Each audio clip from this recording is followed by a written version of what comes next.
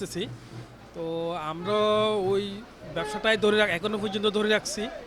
ওটা পুরানো আমরা শেষ করে নতুনে আমরা এগিয়ে যাচ্ছি। তো আমরা পুরানো যে হিসাব কিতাব আছে ওগুলো আমরা গতকাল পর্যন্ত আমরা সারা রাত জেগে থেকে এগুলো ক্লিয়ার করে ফেললাম।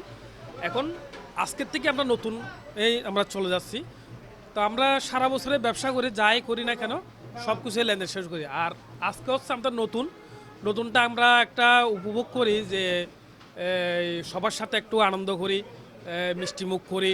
এটা হচ্ছে আমাদের নতুন বছর, নতুন শুভকামনা আমরা শুরু করি। তবে এটা হারিয়ে যাচ্ছে কিন্তু অনেকে করে না। হালখাতা হচ্ছে শুভ নববর্ষ, পহেলা বৈশাখ। হ্যাঁ, পুরান বৎসরকে আমরা বিদায় দিয়ে নতুন বৎসর শুরু করি। নতুন বৎসরের শুরুতে আমরা শুভ হালখাতা করা হয়। সম্রাট আকবর থেকে, আকবরের তখন থেকে সেই থেকে শুরু হয়েছে এখনো পর্যন্ত। এগুলা কালক্রমে আসলে হারিয়ে যাচ্ছে। যারা পুরনো ব্যবসায়ী আছেন, বাঙালির ঐতিহ্যটাকে ওনারা ধরে রেখেছেন। এটা আমাদের আসলে ঐতিহ্য অস্তিত্ব যেভাবে বলেন না কেন, কারণ এটা ছাড়া আমার মনে হয় না ব্যবসাটা সম্পূর্ণ হয় না। জিনিসটা হচ্ছে একটা পুরনো হিসাব, পুরনো লেনদেন বাদ দিয়ে নতুনভাবে লেনদেনটা শুরু করা, মানে বছরটাকে নতুনভাবে শুরু করা। ঢাকা, চট্টগ্রাম, রাজশাহী, খুলনা বা প্রত্যেক ডিস্ট্রিক্ট সাথে আমরা লেনদেন করি, এখানে লোকালও লেনদেন করি।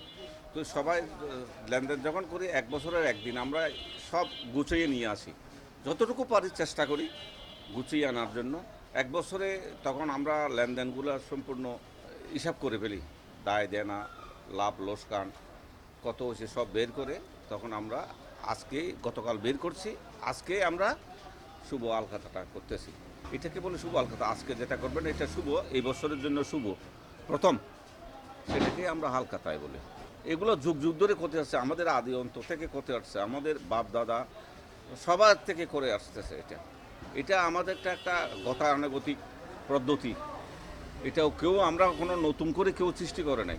এটা ব্যবসায়ী করতে হলে যে কোনো জায়গায় একদিন আপনার হিসাব কিতাব করতে হয়। যেমন ইংরেজি নববর্ষে 31 ডিসেম্বর করে বা 31শে ডিসেম্বরে করে, এরকমই করে একটা হিসাব কিতাব করে ফেলে। যে কোনো দিন একদিন করে।